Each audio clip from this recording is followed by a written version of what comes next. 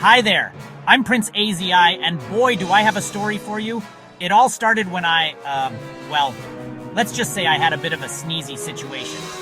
You see, I was preparing for the most important royal dinner ever. Everything had to be perfect. Welcome, esteemed guests. Tonight's dinner must be perfect.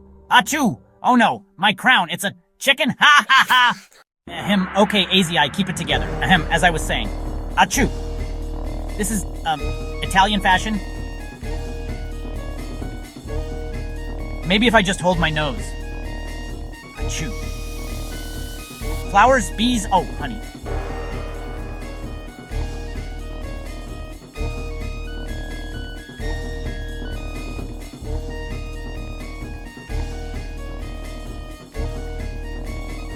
Where's that castle wizard when you need him? Ah, the magic tea. Finally, the wizard's tea. I'm cured. Achoo! A whoopee cushion? Well, might as well have some fun. Oops, excuse me, royal guests. And that's how I learned that sometimes the best dinners are the silliest ones. Stay sneezy, friends.